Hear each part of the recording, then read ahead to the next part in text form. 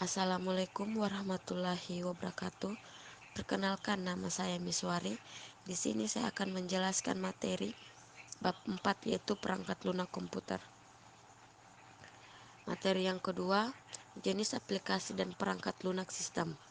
Perangkat lunak komputer terbagi atas dua, yaitu perangkat lunak aplikasi dan perangkat lunak sistem. Perangkat lunak aplikasi melakukan tugas pemrosesan informasi untuk pengguna akhir, sedangkan perangkat lunak sistem mengelola dan mendukung pengoperasian sistem dan jaringan komputer. Materi yang ketiga yaitu aplikasi perangkat lunak. Tujuan umumnya program yang melakukan pekerjaan pemrosesan informasi umum untuk penggunaan akhir, pengolah kata, juga panggil paket produktivitas. Perangkat lunak custom, aplikasi perangkat lunak yang dikembangkan dalam suatu organisasi untuk digunakan oleh organisasi tersebut. Banyak eksemplar terjual. Perubahan minimal di luar peningkatan terjadwal. Pembeli tidak memiliki kendali atas spesifikasi, jadwal, atau evolusi. Materi keempat yaitu aplikasi perangkat lunak. Perangkat lunak sumber terbuka. Pengembangan berkolaborasi dalam pengembangan aplikasi menggunakan standar pemrograman yang memungkinkan siapa saja untuk berkontribusi pada perangkat lunak. Saat setiap pengembang menyelesaikan sebuah proyek, kode aplikasi menjadi tersedia dan gratis bagi siapa saja yang menginginkan. Materi yang kelima, perangkat lunak aplikasi bisnis. Perangkat lunak aplikasi khusus fungsi. Paket ini mendukung aplikasi tertentu dari pengguna akhir. Contohnya, manajemen hubungan pelanggan, perencanaan sumber daya perusahaan, manajemen rantai pasokan, dan perdagangan elektronik berbasis web. Terima kasih. Assalamualaikum warahmatullahi wabarakatuh. Perkenalkan, nama saya Rahman. Saya dari kelompok 2 ingin mempresentasikan hasil materi yang diberikan kepada saya. Adapun materinya yaitu pemrosesan kata atau penerbitan dashboard. Pemrosesan kata yang buat edit, revisi, dan cetak dokumen. Contohnya Microsoft Word, Lotus Word Pro, Corel Word Perfect. Yang kedua, penerbitan dashboard menghasilkan materi cetakan yang terlihat diterbitkan secara profesional. Contohnya Adobe PageMaker, Microsoft Public, dan WordPress. Materi kedua itu spreadsheet elektronik, digunakan oleh hampir setiap bisnis untuk analisis, perencanaan, pemodelan. Spreadsheet elektronik, lembar kerja baris dan kolom dapat disimpan di komputer lokal atau di jaringan, memerlukan perancangan format dan pengembangan hubungan atau rumus paling membantu Anda mengembangkan bagian dan tampil grafik dari hasil lembar bentang. Mendukung pertanyaan bagaimana jika grafik presentasi. Paket grafik presentasi umum mengubah kata menarik menjadi tampil grafik. Digunakan untuk buat presentasi multimedia berupa grafik, foto, animasi, dan klip video. Misalnya Microsoft PowerPoint, Lotus Freelance, presentasi Corel. Paket teratas dapat menyelesaikan file untuk ditransfer dalam format HTML ke situs web.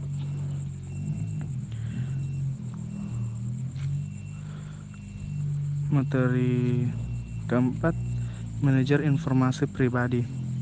Perangkat lunak untuk produktivitas dan kolaborasi penggunaan akhir, menyimpan informasi tentang klien, mengelola jadwal, janji, tugas. Sebagian besar menyertakan kemampuan untuk mengakses web dan menyediakan kemampuan email.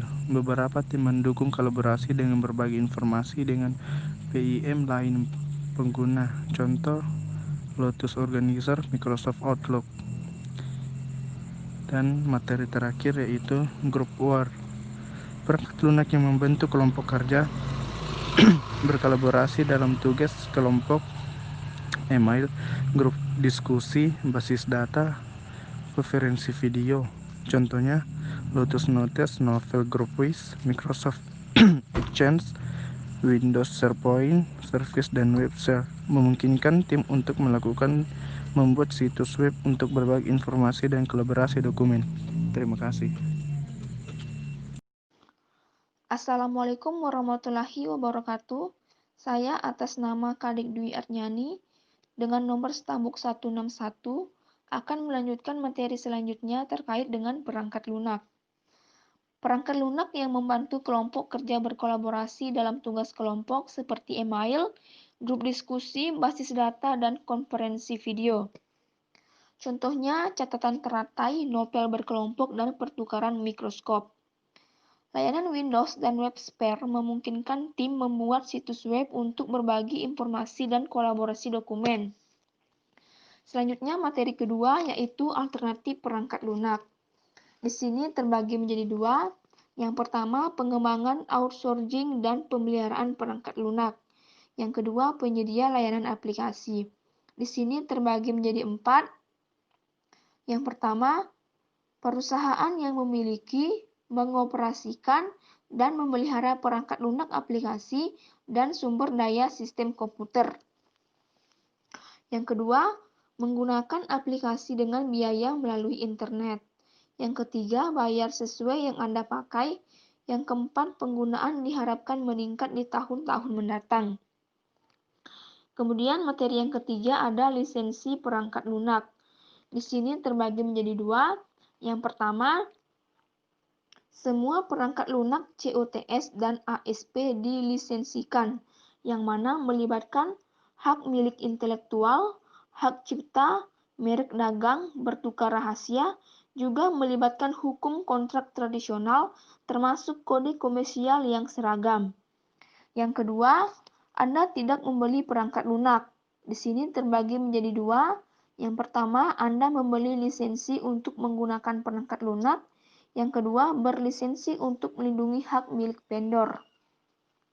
Selanjutnya, materi yang keempat yaitu ada kategori perangkat lunak grup. Di sini terbagi menjadi dua. Yang pertama, program manajemen sistem, di mana terdiri menjadi dua, yaitu mengelola perangkat keras, perangkat lunak, jaringan, dan sumber data sistem komputer. Yang kedua, contohnya seperti sistem operasi, program manajemen jaringan, sistem manajemen basis data, dan utilitas sistem. Yang kedua ada program pengembangan sistem. Di sini terbagi menjadi dua. Yang pertama, membantu pengguna mengembangkan program dan prosedur SI dan kemudian mempersiapkannya untuk diproses. Yang kedua, termasuk penerjemah dan editor bahasa, CASE, dan alat pemrograman. Kemudian selanjutnya materi yang kelima yaitu antarmuka antara pengguna akhir dan komputer. Di sini terbagi menjadi 4. Yang pertama, perangkat keras komputer. Yang kedua, perangkat lunak sistem, manajemen, dan pengembangan sistem. Yang ketiga, ada perangkat lunak aplikasi, tujuan umum, dan spesifik lokasi. Yang keempat, ada pengguna akhir. Assalamualaikum warahmatullahi wabarakatuh. Perkenalkan, nama saya Rahmadani. Sistem informasi yaitu sistem program terintegrasi yang mengelola operasi CPU, mengontrol input atau output, sumber penyimpanan dan aktivitas sistem komputer, memberikan layanan dukungan saat komputer menjalankan program aplikasi. Sistem operasi harus dimuat dan diaktifkan sebelum tugas lain dapat diselesaikan. Fungsi dasar sistem operasi: antarmuka pengguna, pengguna akhir atau sistem, dan komunikasi jaringan. Terbagi menjadi 4.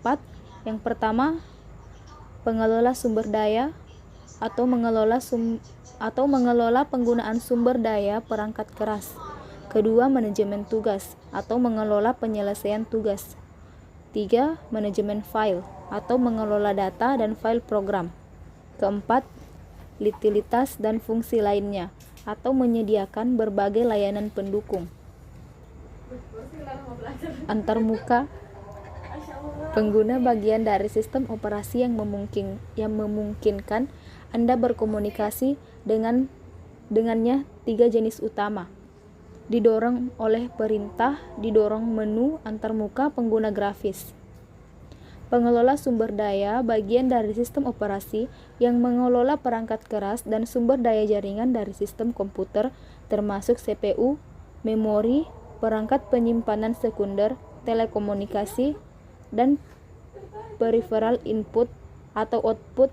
Fungsi umum melacak di mana data dan program disimpan, membagi memori, menyediakan kemampuan memori virtual, manajemen file, bagian dari sistem operasi yang mengontrol pembuatan, penghapusan, dan akses file dan program, melacak lokasi fisik pada perangkat penyimpanan, menjaga direktori informasi tentang lokasi dan karakteristik file yang disimpan. Terima kasih. Assalamualaikum warahmatullahi wabarakatuh.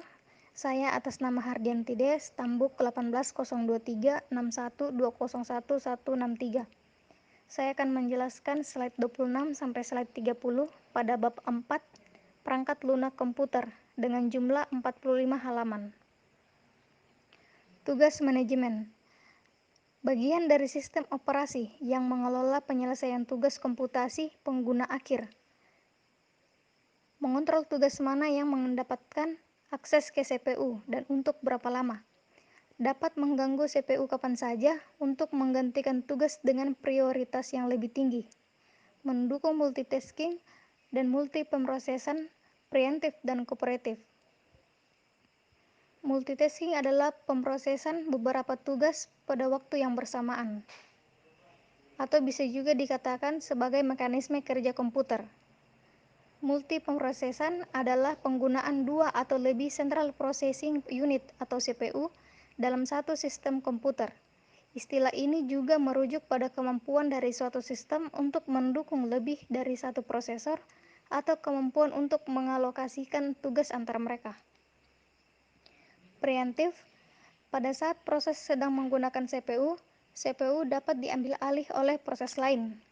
Sedangkan kooperatif atau biasa juga disebut sebagai non-preemptif, jika proses sedang menggunakan CPU, proses tersebut akan membawa CPU sampai proses tersebut melepaskannya atau berhenti dalam keadaan wait. Sistem operasi populer.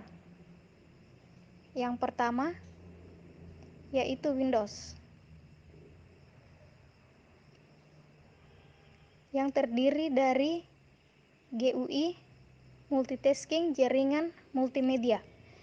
GUI merupakan salah satu jenis user interface yang digunakan untuk melakukan komunikasi antara manusia dengan perangkat seperti laptop, komputer, ponsel, dan tablet. GUI itu adalah singkatan dari Graphical User Interface. Sedangkan Windows sendiri itu adalah sistem operasi yang dikembangkan oleh Microsoft untuk penggunaan komputer pribadi yang menggunakan antarmuka dengan pengguna berbasis grafis atau Graphical User Interface. Jaringan adalah teknologi telekomunikasi yang memungkinkan dua komputer atau lebih bisa saling terhubung dan dapat saling bertukar data. Multimedia adalah penggunaan komputer untuk menyajikan dan menggabungkan teks, suara, gambar, animasi, audio, dan video dengan alat bantu dan atau link sehingga pengguna dapat melakukan navigasi, berinteraksi, berkarya, dan berkomunikasi. Selanjutnya, sistem operasi Microsoft. Ada juga NTXP 2003, yaitu merupakan sebuah sistem operasi 32 bit dari Microsoft yang menjadi leluhur sistem operasi Windows 2000, Windows XP, Windows Server 2003, dan Windows Vista. Sistem operasi yang kedua, yaitu Unix. Unix adalah sebuah sistem operasi komputer yang diawali dari proyek MULTICH atau Multi-Page Information and Computing Service pada tahun 1965 yang dilakukan American Telephone dan Telegraph atau AT&T, General Electric, Institut Teknologi Massachusetts atau MIT dengan biaya dari Departemen Pertahanan Amerika, yang terdiri dari multitasking, multipengguna, pengolahan jaringan, portable dapat berjalan di mainframe atau midrange, dan PCS. Multipengguna adalah perangkat lunak yang memungkinkan akses oleh banyak pengguna komputer. Mainframe atau komputer mainframe merupakan komputer yang digunakan untuk skala besar, baik dalam pengolahan maupun penyimpanan data. Sedangkan midrange itu sendiri ada dua yang umum, yaitu DOM bentuknya seperti Twitter raksasa atau CON bentuknya seperti woofer mini.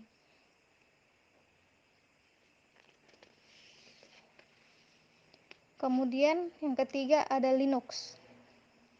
Linux adalah salah satu jenis sistem operasi komputer yang bersifat open source dan mempunyai beragam jenis distro mulai dari Slackware, Red Hat, Black Tract, dan sebagainya. Sumber terbuka atau open source adalah sistem pengembangan yang tidak dikoordinasi oleh suatu individu atau lembaga pusat, tetapi oleh para pelaku yang bekerja sama dengan memanfaatkan kode sumber atau source code yang tersebar dan tersedia bebas, biasanya menggunakan fasilitas komunikasi internet. Linux itu terdiri dari low-cost, powerful, reliable Unix-like operating system, dan open source. Kemudian MAC OS X yang terdiri dari Apple Operating System for the Image, GUI, multitasking, dan multimedia. Macintosh Operating System atau Mac OS adalah sistem operasi GUI pertama besutan Apple Inc. yang digunakan untuk mengoperasikan komputer Macintosh.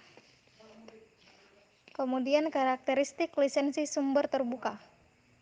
Yang pertama, program harus menyertakan kode sumber dan mengizinkan distribusi dalam kode sumber serta bentuk yang komplikasi. Lisensi tidak akan membatasi pihak manapun untuk menjual atau memberikan perangkat lunak sebagai komponen dari kumpulan distribusi perangkat lunak yang berisi program dari beberapa sumber. Harus mengizinkan modifikasi dan karya turunan, dan harus mengizinkannya untuk didistribusikan di bawah persyaratan yang sama persis lisensi perangkat lunak asli. Harus mengizinkan modifikasi dan karya turunan dan mengizinkannya untuk didistribusikan di bawah persyaratan yang sama seperti lisensi perangkat lunak asli. Dapat membatasi kode sumber agar tidak didistribusikan dalam bentuk yang dimodifikasi hanya jika lisensi mengizinkan distribusi file patch dengan kode sumber untuk tujuan memodifikasi program pada waktu pembuatan. Tidak boleh mendiskriminasi seseorang atau sekelompok orang. Tidak boleh membatasi siapapun untuk menggunakan program dalam bidang usaha tertentu. Hak-hak yang melekat pada program harus berlaku untuk yang programnya didistribusikan tanpa perlu eksekusi lisensi tambahan. Tidak boleh spesifik untuk suatu produk, tidak boleh mencemari perangkat lunak lain dengan membatasi perangkat lunak yang didistribusikan bersama dengan perangkat lunak berlisensi.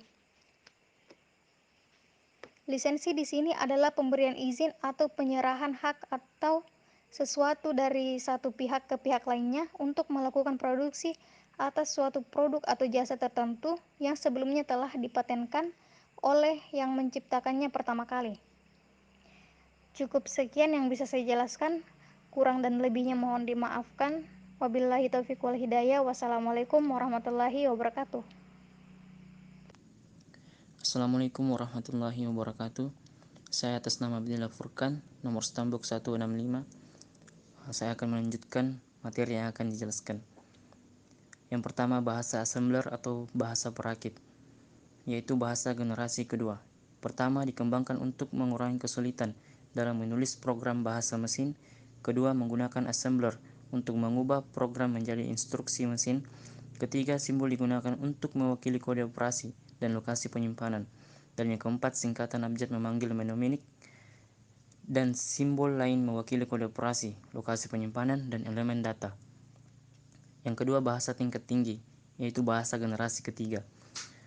Menggunakan pernyataan singkat atau ekspresi aritmatika, pernyataan diterjemahkan ke dalam bahasa mesin oleh compiler atau interpreter. Compiler atau interpreter kurang efisien dibandingkan bahasa assembler dan membutuhkan waktu terjemahan yang lebih lama. Keempat, mesin independen. Contohnya BASIC, COBOL, and Fortran. COBOL yaitu sebuah bahasa pemrograman generasi ketiga, di mana mempunyai fungsi menyelesaikan masalah-masalah yang berhubungan dengan perdagangan seperti sistem pengolahan keuangan, laporan pengeluaran sebuah perusahaan, dan lain-lain. Kemudian Fortran, yaitu sebuah bahasa pemrograman yang ditujukan untuk mempermudah pembuatan aplikasi matematika, ilmu pengetahuan, dan teknik. Keempat, bahasa generasi keempat, ragam bahasa pemrograman yang non-prosedural dan percakapan. Pertama, mendorong pemrograman untuk menentukan hasil yang diinginkan. Komputer menentukan urutan instruksi yang menyelesaikan hasil. Kedua, proses pemrograman yang disederhanakan. Selanjutnya, bahasa alami. Pertama, sangat dekat dengan bahasa Inggris atau bahasa manusia lainnya. Kedua, terkadang disebut generasi kelima atau 5GLEs. Tidak ada lagi trade-off antara kemudahan penggunaan dan fleksibilitas. Bahasa orientasi objek, itu menggabungkan elemen data dan prosedur yang akan dilakukan padanya menjadi objek. Contoh data tentang rekening bank dan tata cara melakukan di dalamnya, seperti perhitungan bunga. Selanjutnya, bahasa berorientasi objek, bahasa pengembangan perangkat lunak yang paling banyak digunakan. Pertama, lebih mudah digunakan dan lebih efisien untuk antarmuka penggunaan berorientasi grafis. Kedua, dapat digunakan kembali, dapat menggunakan objek dari satu aplikasi di aplikasi lain. Contoh yaitu Visual Basic, C++, and Java. Keempat, kebanyakan bahasa berorientasi objek menyediakan GUI yang mendukung pemrograman visual. Assalamualaikum warahmatullahi wabarakatuh. Saya atas nama Andi Alfian Malapisem, NIM 168. Di sini saya akan menjelaskan materi yang telah diberikan kepada saya. Yang pertama, bahasa web, di mana bahasa web terbagi ada dua, yaitu HTML dan XML. Di mana HTML sebuah bahasa deskripsi halaman yang menciptakan dokumen hypertext untuk web, sedangkan XML menggambarkan isi halaman web dalam menerapkan teks identifikasi atau label kontekstual pada data. Java dapat dieksekusi di komputer manapun. Selanjutnya, perbedaan J2E dan Net, di mana J2E terbagi menjadi dua, yaitu pros dan cons, di mana pros berjalan pada setiap sistem operasi dan server aplikasi mungkin perlu attachment, menangani aplikasi yang rumit, volume tinggi, dan transaksi tinggi, memiliki fitur lebih enterprise untuk sesi manajemen, mengimbangi beban dan integrasi aplikasi.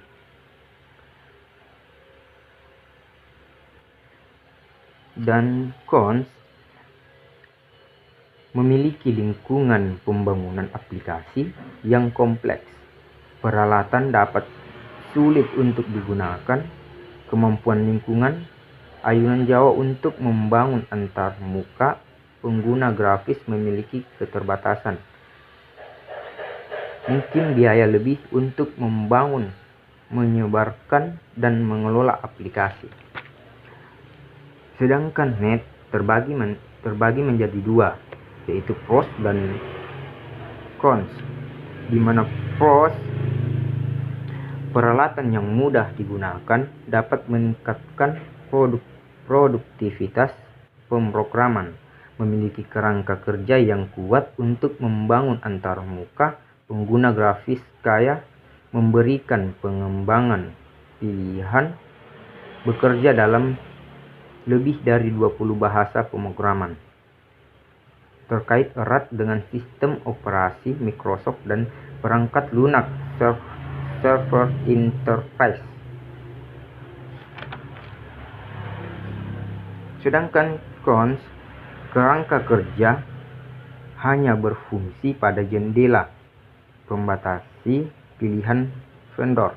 Para pengguna Microsoft, sarana dan teknologi sebelumnya menghadapi lonjakan belajar yang berpotensi infrastruktur kurang matang. Sions baru tetap tentang skalabilitas dan kemampuan transaksi dari platform jendela. Pilihan lingkungan pembangunan terintegrasi terbatas. Mendapatkan aplikasi Tron yang lebih tua dalam lingkungan yang baru mungkin diperlukan upaya. Selanjutnya, layanan web, di mana layanan web adalah komponen software berdasarkan kerangka kerja standar dan teknologi web dan yang dibengkokkan, yang digunakan untuk menghubungkan dan platform komputasi via web. Dan di sini ada struktur cara kerja layanan web, di mana yang pertama LCD directory layanan web untuk menentukan layanan web yang dihilangkan. Yang kedua, layanan web bersifat sementara menjadi XML yang berfungsi sebagai bungkus netral bentuk platform. Yang ketiga, komponen service web menginclude via SOAP sebuah protokol XML untuk pengaturan aplikasi dan data. Yang keempat, layanan web dikembalikan ke client dalam XML. Yang kelima, aplikasi client. Selanjutnya, program penerjemah bahasa, di mana melampaui petunjuk yang ditulis dalam bahasa pemrograman ke dalam bahasa Magic, yaitu berbaris dan penyusun, di mana berbaris terjemahkan pernyataan bahasa awam, sedangkan penyusun diterjemahkan laporan bahasa tingkat tinggi. Lalu, alat pemrograman membantu pemrogram mengindeks dan meminimalkan kesalahan sementara mereka memprogram. Antarmuka pemrogram grafis, editor pemrograman, penular, dan adapun alat kasus. Kombinasi dari banyak alat pemrograman menjadi aplikasi tunggal dan antarmuka umum, digunakan dalam tahap yang berbeda dari proses pembangunan sistem. Sekiranya itu saja yang bisa saya jelaskan. Wabillahi taufiq wal hidayah. Wassalamualaikum warahmatullahi wabarakatuh.